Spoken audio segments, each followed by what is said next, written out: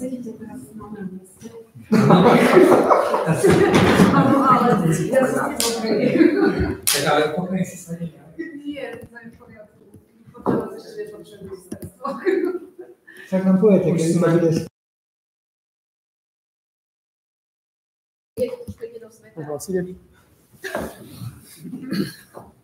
Dobrý deň, vítam medzi nami pána inžiniera Richarda Marka, ktorý 29. apríla bol tajným hlasovaním v Akademickom senáte zvolený za kandidáta správnej rady Vysokej školy výtvarných umení. Ja vám predstavím členov tohto rozhovoru.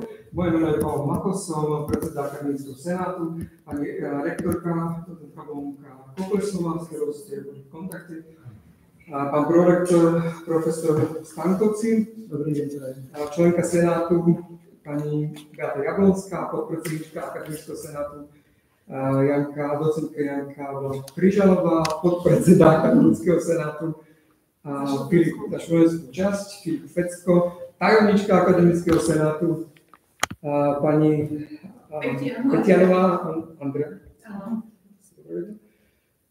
Ja som za verejnosť. Vy ste verejnosť a naši zamestnanci IT oddelenia. Ja by som asi na začiatok začal s takom, či ste stihli za tú dobu, čo ste sa dozvedeli, že budete u nás kandidát, či ste trošku navnímali tú školu, či ste sa o nej niečo dozvedeli, alebo si zistili. Tak v prvom rade som sa poďakovať, že mám túto príležitosť a ďakujem za predstavenie a je to pre mňa veľa čest, že tu môžem byť a byť kandidátom na túto pozíciu. Čo sa týka vašej vysokej školy, tak povedal by som to tak, že moje pôvodné povedomie bolo pomerne limitované. Vedel som, že takáto škola existuje a vedel som, že máme spoluprácu s touto školou naša firma, ale mal som takú základnú približnú predstavu o tom, že asi čo sa dá očakávať vysokej školy, ktorá má v názve Vysoká škola výtvarných umení.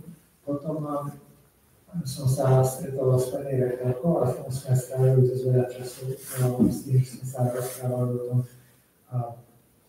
čo vlastne táto škola je, čomu sa venuje, ako funguje. A tak si myslím, že to bol asi taký najväčší zdroj informácií, ktoré som získal, ale v rámci teda prípravy na toto stretnutie som si aj pozdravil výročnú správu vysokej školy, takže povedal by som, že som mal asi tie informácie, ktoré som pôvodne získal od pani rektorky aj v takej viac formálnej podobe, vrátnej tabulík a tak ďalej, takže to bolo užitočné. No a myslím si, že tým, že ma aj táto nominácia pripájala, tak som čas na čas strávil čas rozmýšľaním nad tým a potom, keď som sa občas s niekým rozprával, tak som zistil, že tých prepojení alebo ľudí, ktorí nejakým spôsobom sú zároveň v mojom okruhu a zároveň sú nejakým spôsobom zapojení do pôsobenia na tejto vysokej škole viac, ako by som si tak predstavoval. Ďakujem. Ja by som si pokračoval v tej debate a otázkami. Ja by som možno chcela veľmi poďakovať vám, že ste akceptovali túto nomináciu do správnej rady, hoci to vážim. My sme sa veľa rozprávali o tom, jak je pre nás dôležité, keďže patríme k jednej z najväčších vysokých škôl a ešte k tomu zameranú na umenie a kultúru a v dnešnej dobe je pre nás dôležité mať silných partnerov z rôznych oblastí vlastne našej spoločnosti. Čiže my sme mali dlhú diskusiu aj o tomto, takže ja som možno v úvode chcela veľmi poďakovať za vašu odhodlanie predstaviť, jak ste vyťažení.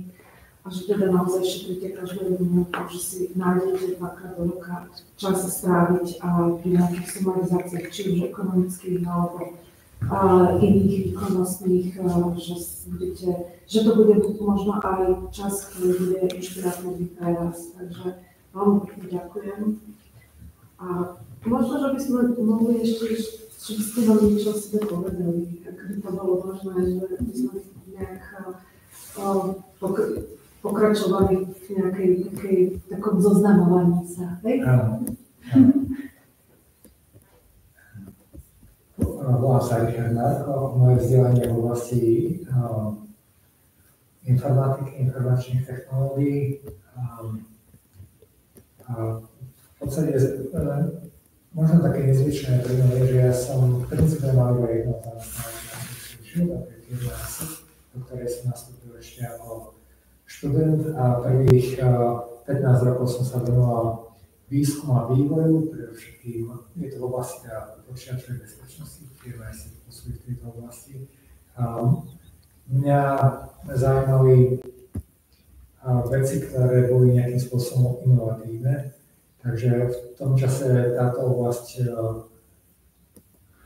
sa vlastne formovala, firma bola na začiatku tohto príbehu, takže to mi dávalo príležitosť ako keby si istým spôsobom vyberať, či nám bola malička, takže to nebolo celkom tak, že by som sa stal členom nejakých zorganizovaných tímov a bol pridelené nejaké konkrétne miesto, takže a to mi aj veľmi vyhovovalo a tým potom som mohol byť ako súčasťou tvorby toho konceptu počítačovej bezpečnosti. To bolo tých prvých 15 rokov a pravdepodobne v tom období, kedy ste ma stretli alebo ste sa rozprávali s niekým, kto ma pozná, tak by ma vnímal, že proste informatik, ktorý programátor, že akokoľvek existujú tieto stereotypy, ale mňa zaujímal širší kontext a vec, ktorá sa mi veľmi páčila, bolo, že firma má akože vysoké ambície, no možno, že všetky mladé firmy majú vysoké ambície, ale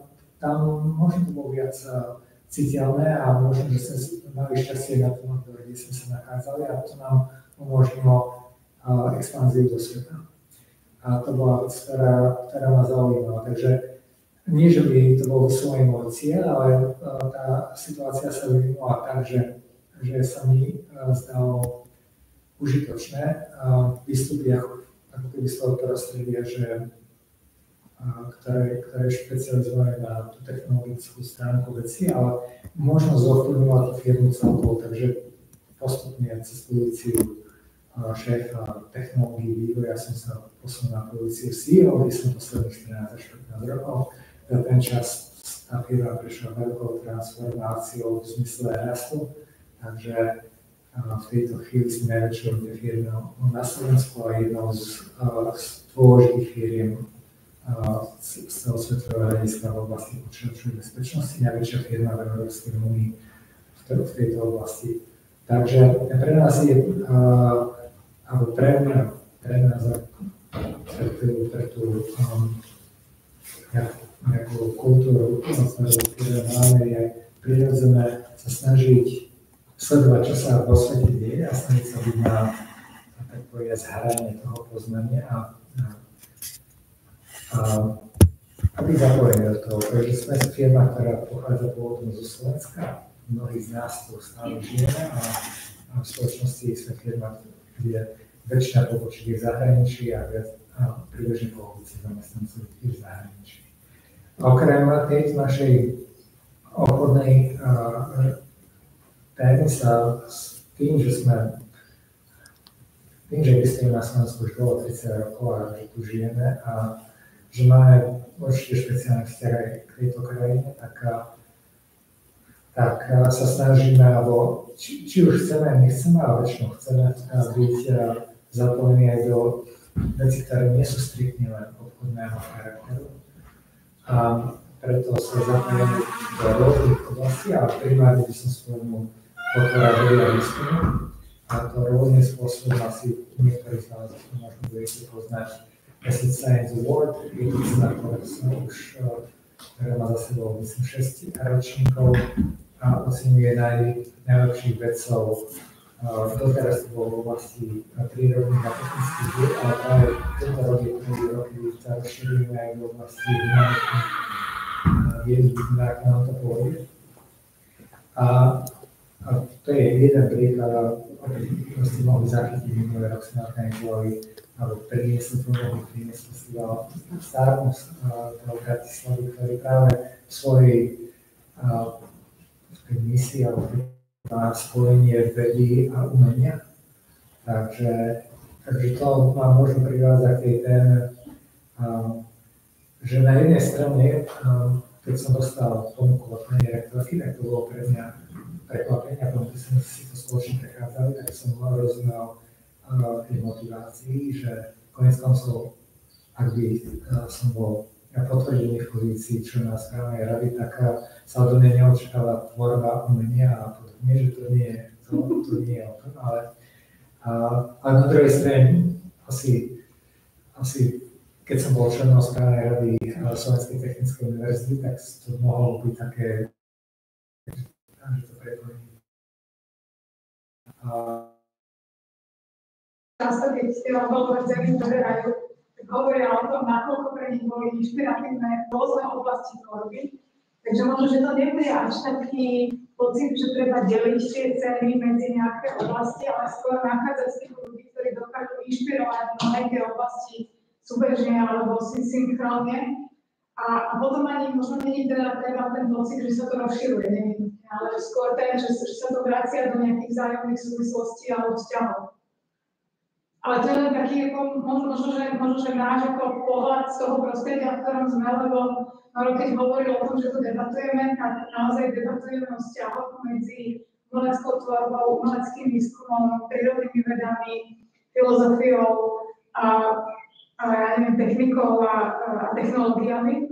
A umenia majú tú neuveriteľnú výhodu oproti, alebo mne sa to zdá výhoda, oproti mnohým iným oblastiam, že zatiaľ čo v exaktných vedách si dávate nejaký umelecký alebo vedecký problém a kladete si výskumnú otázku, tak pri umeleckom výskume to nemusí úplne byť tá otázka výskumná na začiatku presne sformulovaná.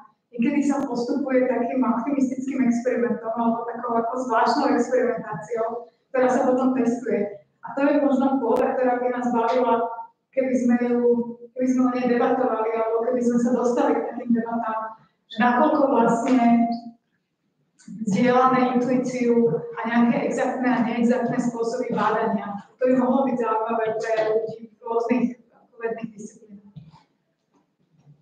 Áno, ja súhlasím. A pravdepodobne všetci hľadáme podobný cieľ nakoniec, ako keby taký ten pocit nejakého naplnenia, realizácie, niečo, že sa nám niečo podarilo. A ja si myslím, že ten pocit je veľmi podobný,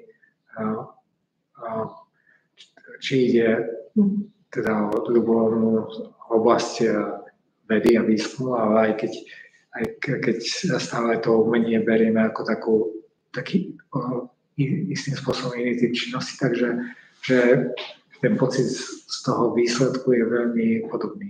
Že tá motivácia ako keby je veľmi podobná a istým spôsobom asi aj ten spôsob, ako to riešime, má veľa paralel.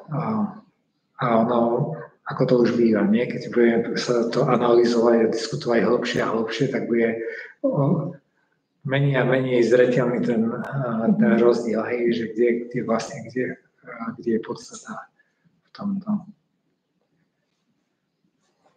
Áno, veľkú rolu v súčasnosti hraje, ale veľa sa hovorí o umelej inteligencii a tým, že máme tieto veľké jazykové modely, ChatGPT a podobne, ktoré potom vedia, sú tam nejaké grafické modely a podobne, tak vlastne je to zaujímavé z môjho pohľadu aj z toho, že sa novým spôsobom ako keby otvára otázka, čo je reálne kreativita, čo je lebo to platí, myslím si, že pre to, čo nazývame umením, podobným spôsobom ako pre to, čo nazývame výskumom alebo nejakým vývojom.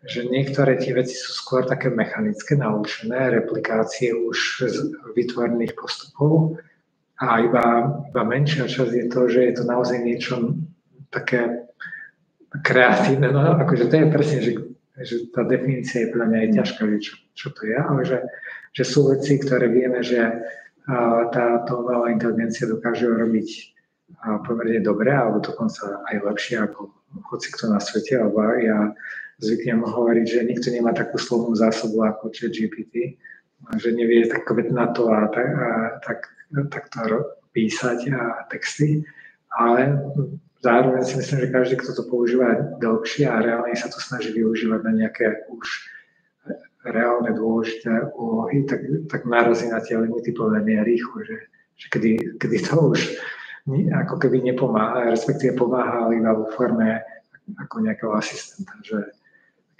nemusím nosiť všetky vedomosti v hlave, môže mi generovať nejaké variácie a podobne, ale nie reálne vytvárať niečo koncepčne nové. Som vďačný vám za tento komentár, lebo tiež snažím kolegov presvedčiť o tom, že tie neurónové generatívne siete vlastne nie sú žiadnou záhadou, že to, čo my skutočne nevieme, je to, čo robíme my.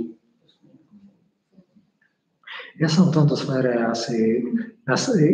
budem bližšie ku tým, ktorí nie že dúfajú. Ja si myslím, že moje technické chápanie toho, ako fungujú tieto veľké jazykové modely a podobne je dobré. Hej? Takže ja si myslím, že mám dosť dobrý odhad o tom, že čo to vie robiť, čo to nevie robiť, prečo sa to prejavuje tak, ako sa to prejavuje. A inými slovami, že pomerne dobre vnímam tie limity toho. A samozrejme tým, že tieto veci sú vytvárané veľkými komerčnými firmami, tak si tam treba uvedomiť ten jednoduchý aspekt, že pre nich je dôležité vytvárať alebo robiť tú komunikáciu tak, aby sa všetci boli z toho, že wow, že celý svet je už odteraz iný a podobne. A keď náhodou ešte nie úplne, tak ešte na tom budeme pracovať mesiac alebo rok a už to príde, akože ten úplný prielom. Takže, ale realita pre mňa je oveľa, nepovedal by som, že taká banálnejšia, lebo to nie je banálne, to je naozaj veľmi sofistikované, istým spôsobom akože najsofistikovanejší nástroj, ktorý ľudstvo dalo dokopy, ale to kvôli tomu, že je schopný integrovať všetky tie vedomosti ľudí, ktoré za povedzme aj tisíce rokov poskladali. Ale že je to, že možno to má to bližšie ku nejakému takému dokonalému, ako veľmi mohutnému štatistickému nástroju, ktorý, keď si predstavíme všetko, čo existuje, všetky informácie, ktoré vo svete existujú, si predstavte systém, ktorý to vie obsiahnuť a nejako s ním pracovať, tak to je zhruba to, čo sú tieto súčasné modely.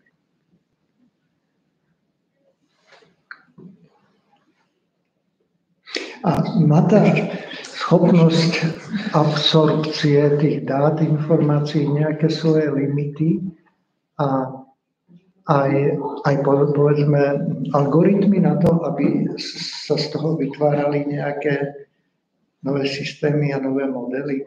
Respektíve vidíte nejaký limit alebo nejaké riziko toho, že sa v určitom momente, že to môže stratiť povahu užitočného nástroja? Ak myslíte to, že taká klasická obava, ktorá vychádza z rôznych science fiction konceptov, je tá, že tento model nejako získa vlastné uvedomenie, vlastné ciele, a tým, že bude oveľa šikovnejší ako my, tak nás tým pádom akože rýchlo predstihne a odstaví a tak ďalej. A no, ja si myslím, že od tohto sme veľmi ďaleko, ako neviem, či toto je reálne riziko, ale keď povieš, že teoreticky áno, tak ja si nemyslím, že ten súčasný stav má blízko ku takémuto akože stavu. Pretože ako hovorím, tak ako to ja poznám a myslím si, že to poznám pomerne dobre, hoci treba povedať, že tieto veľké modely sú do značnej miery už v dnešnej dobe obchodné tajomstvá a tak ďalej, že to je aj nevýhoda. Nie je to taký klasický vedecký prístup, ako býva na univerzitách, že sa všetko zverejňuje, je to možno overiť a tak ďalej. Takže v tomto prípade sa hraje trošku tá hra, že je to úžasné, ale nepovieme vám, že vďaka čomu, ale verte tomu, že to je. Tak ale tie princípy, na ktorých je to postavené, sú do nejakej miery známe a podľa mojich aj neoficiálnych informácií tam nie sú ďalšie zázračné veci, že zatiaľ je to zase na tých základoch postavené, ktoré sú vo všeobecnosti známe. Takže limity, čo sa týka absorbovania informácií, nemyslím si, že v takom konvenčnom slova zmysle, že tieto modely a tie firmy, ktoré ich spravujú, oni túžia potom mať čo najviac informácií. Lebo ono je to trošku tak, ako sa hovorí brute force, že čím viac mám dobrých informácií, tým to lepšie bude fungovať. Ono je to ako keby, že to je veľmi odlišný spôsob fungovania oproti ľudskému mozgu, ktorý práve aj má tú schopnosť, že má relatívne obmedzené množstvo informácií, schopnosť vytvárať pomerne veľmi užitočné zovšeobecňovania. Vidím iba pár typov zvierat, psa, mačku, vtáka a tak ďalej a už aj dieťa sa veľmi rýchlo naučí, že keď potom vidí obraz nosorožca, chápe, že je to zviera a tak ďalej. Kdežto umelá inteligencia túto schopnosť akože má vo všeobecnosti málo, respektíve tieto modely, akože oni nejdú týmto smerom, oni to kompenzujú tým, že oni proste všetko vedia. Oni poznajú všetky zvieratá. Takže veci, ktoré vyzerajú zázračne a pre nás sú ohorujúce, sú kvôli tomu, že oni sú veľmi mohutné, majú veľa tých vedomostí, veľmi rýchlo s nimi vedia pracovať. To je tá časť, ktorej my nie sme až takí dobrí ako ľudia, alebo my si nevieme zapamätať proste knihu kvôli tomu, že si ju prečítame, ale AI si zapamätá všetky knihy, ktoré na svete sú. Takže v tomto smere to vyzerá tak wow, ale myslím si, že asi tak ako je wow kalkulačka, že vie rýchlo násobiť a počítať faktoriály a sinusy a podobne, že to ako pre niekoho pred 100 alebo 200 rokmi by to vyzeralo akože neuveriteľné a zázračné, že niečo také je možné, tak pre nás asi môže tak z začiatku pôsobiť napríklad ChatGPT a podobne. A tak ako kalkulačka je v svojom princípe, ako je to úžasný vynález, alebo ako to nazvať ľudstva, tak takisto aj ChatGPT, ale že pravdepodobne tam nie sú tie ďalšie atribúty, ktoré prisudzujeme takémuto systému kvôli tomu, že ako keby robíme tú paralelu s nami sami. No je to podobné ako v prípade iluzionistov a mágie, ktorí keď predvádzajú svoje čísla, tak technici sa väčšinou na to dívajú tak ako s úškarnom, lebo presne vedia, ako fungujú tie veci mnohokrát. Tak akože ja, keď to vidím, akože ja už som, tak ako mnohí z nás, asi som, už dnešný svet má tú výhodu, že sa dajú nájsť videá, kde sú vysvetľované mnohé tieto triky, lebo ono je to naozaj neuveriteľné. Tako kúzelníka myslíte? No, že oni keď s tými kartami robia, že to vyzerá ako, že to... Že ju rozpili, hej? No napríklad, ale proste, že to nie je možné, hej? Ale potom, keď to niekto naozaj ukáže, tak mnohé z nich sú také, že akože fakt nie je to zložité, hej? Že je tam tá šikovnosť, hej? Že je tam ten moment taký, ktorý nevie, hoci kto z nás hovorí bez toho, že by proste spravil 10 rokov hraním sa s kartami, ale že nie je to zázračné. No, ľudia sú väčšinou sklamaní potom, keď zistia, na akom jednoduchom princípe to funguje. Stačí ovládať nejaké technické veci alebo aj prírodné zákony mnohokrát. No a potom sú vlastne takí sklamaní, lebo majú pocit, že ich to obralo práve o tú ilúziu, tú vieru v to, že ide o niečo. No, ale na druhej strane to práve nás zase vedie k tomu, čo si myslím, že má spoločné umenie a veda a výskum je, že keď človek na niečom pracuje, tak proste často príde ten moment takého uvedomenia, takého, že predpokladám, že ten maliar alebo proste iný umelec má taký podobný pocit, že naozaj to akože, že sa to podarilo, že sa to stalo. Že sa to stalo, presne. A že to už nie je trik, to už nie je, akože to je naozaj, je za tým veľa práce a tých možno rokov, to kým kým všetky tehotenie tých farieb a tá kompozícia, neviem čo všetko dokopy proste, alebo naopak dekompozícia, alebo ako to povedať, že do seba nejak zapadne, takže že je to, že to má ten wow. Mňa ešte napadlo, ale to nie je otázka, ale že možno, že by vás zaujímalo, my teraz končíme semester. A budúci týždeň, to znamená na umeleckej škole, znamená to, že sa aj prezentujeme vo verejnom priestore, teda v priestore našej školy máme prieskum. A možno, že by bolo pre vás zaujímavé to aj navštíviť v rámci teda vášho voľného času. Máme to piatok, sobota, nedeľa, ja teraz neviem presne tie termíny a tam presne to, čo sme tu všetci hovorili, no, že tam nájdeme vlastne, lebo sa prezentujú študijné programy, ateliéry, študenti samostatné vlastne svoje práce, buď na zadanie, alebo na voľnú tvorbu. A ja mám pocit, že všetko sa tam nájde, čo sme tu teraz rozprávali. Tak keby ste mali náhodu a chuť, tak... Je to možné, že sa budem snažiť si nájsť nejaký priestor, lebo mi to pomôže zase lepšie asi vedieť, že do čoho ide. Alebo môžeme niektoré študentské práce prezentovať v sídle ESETu. Budete to mať. Ešte na to pozerať.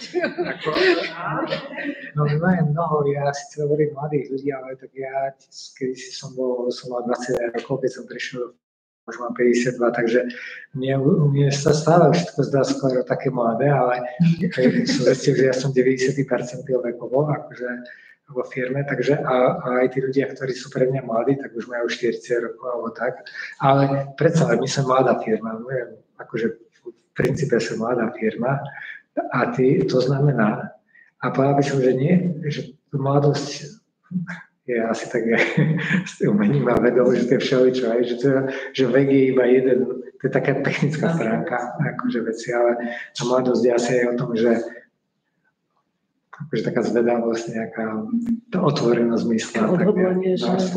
Jak ste spomínali, že keď sa zakladala tá firma, že ste robili v tých technológiách a že tam nastal jeden taký moment, kedy ste chceli akoby expandovať, že ste vedeli, že to prichádza, aj smerom do toho medzinárodného.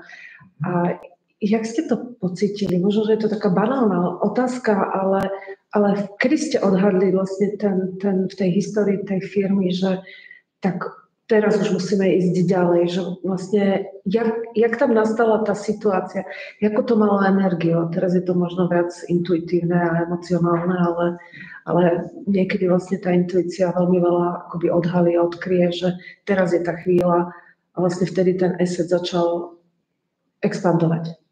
Ste to tak zaujímavo pomenovali, ja si presne už nepamätám, ale ste hovorili o tom, že ten typ nejakej energie, ktorý tam proste bol, tak zrazu... Nejakého uvedomenia, ale ja by som povedal, že ono to má asi viacero úrovní a že jedna vec je taká tá osobná úroveň, napríklad pre mňa osobne, a myslím si, že v momente, keď som ja už prišiel prvýkrát do ESETu, ja už som ako nemal úplne možno to uvedomenie a neviem, jak to mám povedať, že mám taký pocit, že väčšina ľudí nerozumie alebo si neuvedomuje naplno tú časť, že oni sú úplne rovnocenní, alebo neviem, či to slovo úplne rovnocenní je to správne, ale že nemusia ako keby o sebe pochybovať, že môžu robiť skvelé veci, hej. Akože nemusia objaviť teóriu relativity alebo niečo také, alebo každý bude mať nejakú tú svoju oblasť, ale že to nie je tak, že je tu pár vyvolených a iba im je to dané, že môžu urobiť niečo skvelé. Hej. A že ja si myslím, že v tom čase, keď som ja do firmy prišiel, že už som túto časť možno nemal naplno prežitú, ale že už som tomu dával šancu, že by to tak mohlo byť. A keď som prišiel do firmy, tak tam boli malá skupinka študentov, ktorí už tak trošku a možno, že v tej chvíli, jednoducho bola to skupina študentov, ktorý bol jeden kolega, ktorý a ja som to počul iba ako dodatočne, ale v zásade že oni prišli do tej firmy asi rok, alebo možno trochu viac o niečo skôr predo mnou a tým zakladateľom firmy, ktorí robili nejaký ten prvý systém v Pascale, povedali, že toto môžete hodiť do koša. My vám urobíme najlepší antivírus na svete za ďalšie 3 mesiace. No a tak ja som tam prišiel, už bol pol roku alebo vyššie roku. Takže akože časovo, ako to už býva, to celkom nesedelo, ale tá ambícia, že my vieme robiť lepší systém, lepší antivírus v tom čase, ako to, čo existovalo, že to tam bolo. A mne táto vec akože úplne mi sedela, aj, že mi to tak akože zapadlo do toho, že som zrazu mal pocit, že som na dobrom mieste. A že navyše tým, že som prišiel neskôr, neniesol som tú ťarku celého tej zodpovednosti za to, že to celé bude skvelé. Ja som si vybral konkrétnu oblasť, ktorá akože mohla tam dodať práve ten aspekt, že to bude výnimočné. Takže to bolo super. Takže to bol ten úvod, ale to ešte to nebolo tá medzinárodná stránka veci. Ale potom, keď sa nám to podarilo reálne, možno priebehu roka, vtedy to išlo rýchlo, akože teraz ten čas pre mňa beží rýchlejšie ako vtedy, ale vtedy za rok sme stihli ako fakt dosť veľa. Takže za ten prvý rok sme ten systém dotiahli nie do nejakého úplne plnohodnotného stavu, ale do takého stavu, že to bolo, akože už to bolo wow. A tým pádom my sme to chceli samozrejme, aby celý svet vedel, že to tak je. A čo nefungovalo tak dobre ako teraz, lebo to bolo rok 95, takže ešte internet už začínal existovať, ale ešte to nebolo tak, jak je to teraz. Ale predsa len, akože už začínali prichádzať prvé ohlasy zo zahraničia. A potom to ešte chvíľku trvalo, kým už nastupovala éra Windows, museli sme to adaptovať a tak, ale potom to sú pre mňa aj náhody, že keď neviem, ako táto firma aj sa nakoniec dopadne a dúfam, že ten príbeh bude ešte ďalej zaujímavo pokračovať a keby som sa rozhodol napísať knihu, tak budem hovoriť o tom, ako skvelo sme to urobili a budeme rozprávať o tom, ako sme mali víziu a ako to potom do seba zapadalo. Len ja tieto knihy nikdy nečítam, pretože ja si myslím, že oni vznikajú dodatočne, že ono to nie je tak, že to bola veľká vízia akože, a potom na základe nej sa to všetko robilo, že to bola len taká, aj nie že vízia, lebo častokrát na začiatku to proste nikto takto formálne nenazýva, ale bola skôr nejaké nadšenie a potom vytrvalosť a proste dostatočná možno nejaká kreativita a tak ďalej. A že ono to tak do seba trochu zapadá a hrajú tam rolu aj náhody a to rozpoznanie tej príležitosti, ktorá tam je. Takže tá expanzia potom prišla s tým, ako prišiel ďalší z súčasných majiteľov, ktorý mal skúsenosti zo Spojených štátov, alebo tam zakladal už v minulosti firmu a tak ďalej. A to začínalo tak trošku do seba zapadať a zároveň sa niečo dialo vo svete v tejto našej sfére, takže zrazu sa tam objavili partneri, ktorí hľadali nejakú novú príležitosť. Takže hovorím, že to nie je celkom tak, že to bolo premyslené a my sme išli podľa nejakého scenára, ale že ono to do seba postupne zapadalo. Ďakujem. Ja by som vám veľmi pekne poďakoval. Ja si myslím, že máme bližšie teda v tých výskumoch, v tom umeleckom výskume, než sme si mysleli. Za tú debatu táto bola akože áno, veľmi inšpiratívna. A ďakujem veľmi pekne za tie... Hej. Kedykoľvek zopakovať, alebo zase rozšíriť. A ja teda za kolegov, aj za študentov vás ešte raz pozvem by som rád pozval na prezentáciu semestrálnych prác a potom sú bakalárske a diplomové práce, obhajoby, tak dohodneme sa na nejakých termínov, dáme vám ich vedieť a uvidíme, či sa stretneme a kedy sa stretneme. A ďakujem veľmi pekne, ja si myslím, že to bolo veľmi skvelé. Ďakujem veľmi pekne. Veľmi pekne, ďakujem aj ja. Krásne vás počuť. Hej, akože si hovorím, že by som na nejakú diskusiu